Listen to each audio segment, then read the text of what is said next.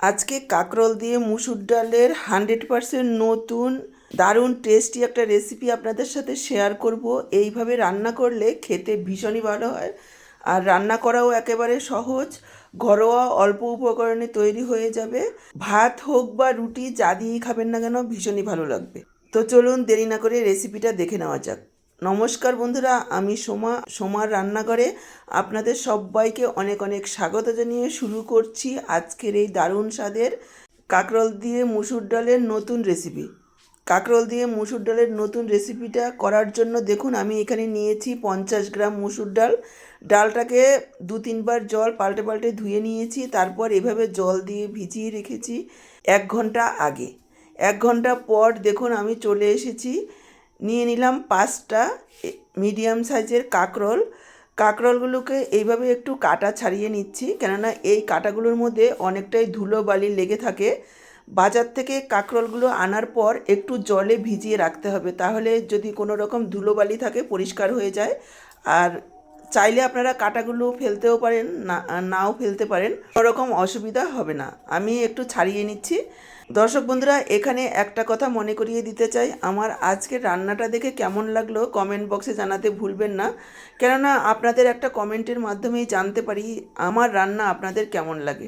ভালো লাগলে অবশ্যই একটা লাইক করে শেয়ার করে দেবেন, আর আমার থেকে এইরকমই নিত্য নতুন রেসিপির আপডেট পেতে চ্যানেলটাকে সাবস্ক্রাইব করে সাথেই থাকবেন। বেল বাটনটা অল করে দিলে আমার দেওয়া যে কোনো রেসিপির আপডেট সবার আগে আপনাদের কাছে পৌঁছে যাবে।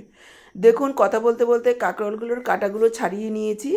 এবার দুদিকটা এভাবে কেটে বাদ দিয়ে দেব, আর কাঁকরোলগুলোকে 2 টুকরো করে নেব এইভাবে। দেখুন সবগুলো কাঁকরোলকেই আমি এইভাবে 2 টুকরো করে কেটে নিয়েছি।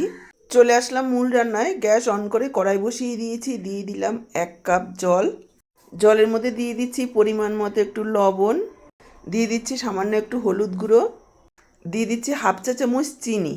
এবার কেটে রাখা কাঁকরোলগুলো দিয়ে দিচ্ছি। কাঁকরোলগুলোকে একটু সেদ্ধ করে নেব, প্রায় 70 থেকে 80%। এভাবে দেওয়ার পর একটু মিশিয়ে নিয়ে ঢাকা দিয়ে দিচ্ছি। ঢাকা দিয়ে প্রায় 4 থেকে 5 মিনিট সেদ্ধ করে নেব। জলটা পরিমাণ মতো দিতে হবে, যাতে সেদ্ধ হওয়ার সাথে সাথে জলটা শুকিয়ে যায় এইভাবে, কেননা যদি সেদ্ধ করা জলটা ফেলে দিই তাহলে কাঁকরোলের যে পুষ্টিগুণটা রয়েছে সেটা সবটাই চলে যাবে।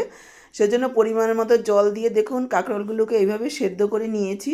এভাবে খুন্তি অথবা চাকু দিয়ে দেখতে হবে যে কাঁকরোলটা কতটা সেদ্ধ হয়েছে। যখন দেখবেন যে মোটামুটি সেদ্ধ হয়ে গেছে তখন এইভাবে কাঁকরোলগুলোকে তুলে নিতে হবে। তুলে নিয়ে কাঁকরোলগুলো ঠান্ডা করে নেব। দেখুন মোটামুটি হাতে ধরার মতন কাঁকরোলগুলোকে ঠান্ডা করে নিয়েছি। এবার একটা চামচ দিয়ে ভেতরের বীজটা এভাবে বের করে নেব।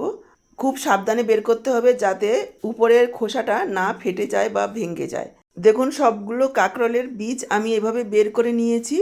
আর কাঁকরোলগুলো একটু কেনার সময় দেখে কিনবেন, যাতে কচি কাঁকরোল হয়, তাহলে খেতে ভালো লাগে।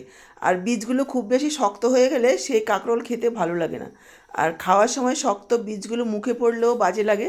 তার জন্য যদি কোনো কাঁকরোলের ভেতরের বীজগুলো একটু শক্ত হয় এইভাবে বেছে ফেলে দিতে পারেন, যদি 2-1টা বীজ যদি শক্ত হয়। দেখুন আমি এইভাবে ফেলে দিচ্ছি। আর এদিকে ডালটাও খুব সুন্দরভাবে ভিজে গেছে। নিয়ে নিচ্ছি মিক্সারের জারে। ডালের সাথে কাঁকরোলের এই বীজগুলো দিয়ে দেব। তারপর দেখুন এইভাবে একটা মিহি পেস্ট তৈরি করে নিয়েছি। কড়াইটাকে পরিষ্কার করে নিয়ে এসে আবারও গ্যাস অন করে বসিয়ে দিয়েছি। দিয়ে দিলাম 2 টেবিল চামচ পরিমাণ সর্ষের তেল, আর তার মধ্যে দিয়ে দিলাম প্রায় 4-5 কোয়া রসুন এইভাবে ছোট করে কুচিয়ে দিয়েছি। 1 মিনিট মতো লো ফ্লেমে রসুনটাকে ভেজে নেব, যাতে রসুনের কাঁচা গন্ধ একেবারেই না থাকে। তারপর আমি যোগ করে দিচ্ছি 2 টেবিল চামচ পরিমাণ কুচনো পেঁয়াজ। এখানে একটা বড় সাইজের পেঁয়াজ আছে। এবার পেঁয়াজটাকে লালচে করে ভেজে নেব। দেখুন পেঁয়াজটাকে এইভাবে লালচে করে ভেজে নিয়েছি, এই পর্যন্তই ভাজতে হবে, এর থেকে আর বেশি ভাজার প্রয়োজন নেই। এবার আমি যোগ করে দিলাম 1/2 চা চামচ আদার পেস্ট। আদার পেস্টটাকেও কাঁচা গন্ধ যাওয়া পর্যন্ত একটু ভেজে নেব। আদার পেস্টটাকেও একটু ভেজে নিয়েছি। এবার যোগ করে দিলাম পেস্ট করে রাখা ডাল আর কাঁকরোলের যে বীজটা ছিল সেটা একটু মিশিয়ে নেব, যাতে পেঁয়াজটা না পুড়ে যায়। তারপর এখানে আমি যোগ করে দিচ্ছি পরিমাণ মতো লবণ, 2 কাঁচা লঙ্কা কুচি, ঝালটা আপনারা নিজেদের পরিমাণ বুঝে দেবেন, সামান্য একটু হলুদ গুঁড়ো, একটু জিরের গুঁড়ো আর একটু ধনের গুঁড়ো, অল্প পরিমাণেই দিয়েছি। দিয়ে দিচ্ছি একটু গরম মশলার গুঁড়ো। গরম মশলার পরিবর্তে আপনারা ধনেপাতা কুচিও দিতে পারেন। এবার সব কিছু মিশিয়ে নেব আর এই ডাল বাটাটাকে একটা মণ্ড আকারে তৈরি করে নিতে হবে। গ্যাসের ফ্লেমটাকে কিন্তু লোতে রেখে কাজটা করতে হবে, তা না হলে সামলাতে পারবেন না, একেবারে নিচে ধরে যাবে, যেহেতু ডাল বাটা কড়াতে লেগে যাবে। লো ফ্লেমে রেখে প্রায় 4-5 মিনিট সময় নিয়ে এভাবে একটু নাড়াচাড়া করে নিতে হবে। এখানে আমি হাফ চা চামচ চিনি দিয়ে দিলাম, এতে করে স্বাদটা ভালো হবে। আপনারা যারা চিনি অপছন্দ করেন তারা স্কিপ করবেন। তারপর এইভাবে নাড়াচাড়া করে একটু কষিয়ে নেব, যাতে ভাজা ভাজা হয়, এতে করে স্বাদটা ভালো হবে। দেখুন এভাবে নাড়াচাড়া করতে করতে কড়ার থেকে ছেড়ে আসবে, কড়াতে আর লেগে থাকবে না, তখন বুঝে নিতে হবে যে মণ্ডটা তৈরি হয়ে গেছে, তখন তুলে নিতে হবে। দেখুন কড়াতে একদমই লেগে নেই। এবার আমি তুলে নিচ্ছি, তুলে নিয়ে একটু সামান্য ঠান্ডা করে নেব, তবে খুব বেশি ঠান্ডা করা যাবে না, তাহলে পুরটা কাঁকরোলের মধ্যে লেগে থাকবে না, বেরিয়ে আসবে। এবার যখন হাতে ধরা যাবে তখন এইভাবে 1 চামচ পরিমাণ করে দিয়ে হাত দিয়ে এভাবে একটু চেপে চেপে লাগিয়ে দিতে হবে, একটু বের হবে না। এভাবেই সবগুলো তৈরি করে নিতে হবে। কাঁকরোলের পুর ভাজা তো অনেক রকমভাবে খেয়েছেন, চিংড়ি মাছ দিয়ে, সর্ষে দিয়ে। একবার এইভাবে মুসুর ডাল দিয়ে খেয়ে দেখুন, অসাধারণ খেতে হয় আর রান্না করাও একেবারে সহজ। এটা আপনারা চাইলে সম্পূর্ণ নিরামিষও করতে পারেন। মুসুর ডালের জায়গায় মুগ ডাল দিতে পারেন অথবা ছোলার ডাল ভিজিয়ে রেখে বেটে এইভাবে দেবেন, আর পেঁয়াজ রসুনটা বাদ দিয়ে দিলেই রান্না করা যাবে। খেতে ভীষণই ভালো হয়। একবার হলেও রিকোয়েস্ট করব বানিয়ে খেয়ে দেখুন আর কমেন্ট বক্সে জানান যে কেমন লাগলো। সিজনের সব রকম সবজি আমাদের খাওয়া দরকার, কিন্তু বাচ্চারা অনেক সময় খেতে চায় না, আবার বড়রাও একঘেয়ে খেয়ে খেয়ে বিরক্ত হয়ে যায়। তখন যদি এইভাবে একটু নতুনত্ব করে রান্না করা যায় তাহলে কিন্তু খেতে ভীষণই ভালো হয়। তো এইভাবে কথা বলতে বলতে দেখুন সবগুলো আমি পুর ভরে নিয়েছি। এবার দেখুন আবারও গ্যাস অন করে কড়াই বসিয়ে দিয়েছি আর দিয়ে দিচ্ছি সর্ষের তেল। তেলের পরিমাণটা আপনারা নিজেদের ইচ্ছে মতো কম বেশি করে নিতে পারেন। তেল গরম হয়ে যাওয়ার পর এই পুর ভরা কাঁকরোলগুলো দিয়ে দেব আর উল্টে পাল্টে ভেজে নেব। কাঁকরোলগুলো দেওয়ার সময় এভাবে ডালের দিকটা একটু নিচের দিকে দেবেন, তাহলে আর খুলে যাবে না, আর কোনো কিছুতে ডুবিয়েও ভাজার প্রয়োজন হবে না, একটু বের হবে না। 1 মিনিট মতো এইভাবে ভেজে নেওয়ার পর উল্টে দিতে হবে। উল্টে পাল্টে একেবারে লালচে করে ভেজে নিতে হবে। তবে ভাজতে খুব একটা বেশি সময় লাগবে না, যেহেতু কাঁকরোলগুলোও সেদ্ধ করা আছে আর পুরটাও রান্না করাই আছে। মোটামুটি 2 থেকে 3 মিনিটের মধ্যেই ভাজাটা হয়ে যাবে। দেখুন দেখেই বুঝতে পারছেন কতটা লোভনীয় হয়েছে। প্রথম ব্যাচের পুর ভরা কাঁকরোলগুলো ভাজা হয়ে গেছে, আমি এবার তুলে নেব। আপনারা চাইলে এভাবেই গরম ভাতের সাথে খেতে পারেন, আর শুধু মুখেও খাওয়া যাবে, খেতে ভীষণই ভালো লাগে। প্রথম ব্যাচেরগুলো যেভাবে ভেজেছি দ্বিতীয় ব্যাচেরগুলো একইভাবে ভেজে তুলে নিলাম। দেখুন কতটা সুন্দর হয়েছে, গরম গরম ভাতের সাথে খেতে ভীষণই ভালো লাগে। এবার আমি কয়েকটা রেখে দেবো এইভাবে ভাজা খাওয়ার জন্য, আর কয়েকটা দিয়ে আমি গ্রেভি তৈরি করব। তার জন্য বাকি যে তেলটা রয়েছে তার মধ্যে দিয়ে দিলাম হাফ চা চামচ গোটা জিরে, একটা শুকনো লঙ্কা, একটা তেজপাতা। কয়েক সেকেন্ড ভেজে নেওয়ার পর দিয়ে দিলাম একটা মিডিয়াম সাইজের পেঁয়াজ কুচি। পেঁয়াজ কুচিটাকে হালকা লালচে করে ভেজে নেব। পেঁয়াজ কুচিটা লালচে করে ভেজে নেওয়ার পর এখানে আমি যোগ করে দিচ্ছি হাফ চা চামচ রসুনের পেস্ট আর হাফ চা চামচ আদার পেস্ট। আদা রসুনের পেস্টটাকেও কাঁচা গন্ধ যাওয়া পর্যন্ত একটু ভেজে নিচ্ছি। তারপর যোগ করে দিচ্ছি টমেটোর পেস্ট।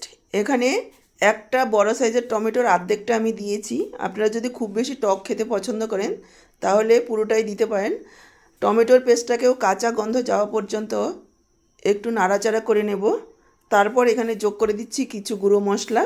যেহেতু আমি অল্প পরিমাণে করছি সেই জন্য মশলার পরিমাণটা আমি কমই দেব। এখানে হাফ চা চামচের থেকে কম পরিমাণে মশলা যোগ করছি। দিয়ে দিলাম একটু হলুদ গুঁড়ো, একটু জিরের গুঁড়ো, আর একটু ধনের গুঁড়ো, একটু লাল লঙ্কার গুঁড়ো। ঝালটা আপনারা নিজেদের ইচ্ছে মতন দেবেন। আর একটু কাশ্মীরি লাল লঙ্কার গুঁড়ো, কালারটাকে সুন্দর করার জন্য, আপনারা চাইলে নাও দিতে পারেন।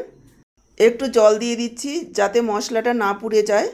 এবার অল্প পরিমাণে জল দিয়ে মশলাটাকে প্রায় 2-3 মিনিট সময় নিয়ে লো ফ্লেমে কষিয়ে নেব। এখানে ভালোভাবে মনোযোগ সহকারে মশলাটা কষাতে হবে, তাহলে গ্রেভির টেস্টটা ভালো আসবে। নাড়াচাড়া করে নিয়ে একটু ঢেকে দেব। ঢেকে ঢেকে লো ফ্লেমে মশলাটা কষাবো, তাহলে মশলাটা ভালোভাবে কষানো হবে। দেখুন ঢাকা দিয়ে প্রায় 2-3 মিনিট মশলাটাকে কষিয়ে নিয়েছি। এবার যোগ করে দিলাম জল। এখানে আমি হাফ কাপ পরিমাণ জল যোগ করছি, কেননা এটা খুব বেশি পাতলা ঝোল হবে না, একটু গ্রেভি টাইপের হবে। সেই পরিমাণ বুঝেই জলটা যোগ করতে হবে। আর কাঁকরোলের পুর ভাজাগুলো খুব বেশি রান্নাও করতে হবে না, অল্প সময় রান্না করলেই চলবে। তো লবণ দিয়ে দিলাম স্বাদ অনুযায়ী, সামান্য একটু চিনি দিয়ে দিয়েছি স্বাদটাকে ব্যালেন্স করার জন্য। আরও একবার মিশিয়ে নিয়ে ভেজে রাখা কাঁকরোলগুলো দিয়ে দিচ্ছি। ঝোলটাকে ভালোভাবে ফুটিয়ে নেবেন, তাহলে ঝোলটা খেতে ভালো লাগবে। এবার দিয়ে মিশিয়ে নিয়ে ঢাকা দিয়ে একেবারে লো ফ্লেমে 2-3 মিনিট ফুটিয়ে নেব। দেখুন ঢাকা দিয়ে 2-3 মিনিট রান্না করে নিয়েছি। চাইলে আপনারা এখানে ধনেপাতাও দিতে পারেন, আবার চাইলে একটু গরম মশলার গুঁড়োও দিতে পারেন। যে কোনো একটা ব্যবহার করবেন, তাহলে খেতে ভালো লাগবে। আমি একটু গরম মশলার গুঁড়ো দিয়ে দিচ্ছি। চাইলে একটু ঘিও যোগ করতে পারেন, আমি আজকে আর ঘি দিচ্ছি না। এবার মিশিয়ে নিয়ে ঢাকা দিয়ে রেখে দেব, যাতে গরম মশলার গন্ধটা ভালোভাবে মিশে যায়। 5 মিনিট ঢেকে রাখার পর দেখুন সার্ভ করে দিচ্ছি। অসাধারণ খেতে হয় বন্ধুরা, একবার হলো এইভাবে বানিয়ে খেয়ে দেখুন আর কমেন্ট বক্সে জানান কেমন লাগলো। ভালো লাগলে লাইক, শেয়ার আর সাবস্ক্রাইব করে সাথেই থাকবেন। আর ফেসবুক থেকে ভিডিওটা দেখে থাকলে সোমার রান্নাঘর পেজটাকে ফলো করার অনুরোধ রইল। আজকে এই পর্যন্ত, আবার দেখা হবে নতুন কোনো রেসিপির সাথে। সবাই ভালো থাকুন, সুস্থ থাকুন। সবাইকে অসংখ্য ধন্যবাদ।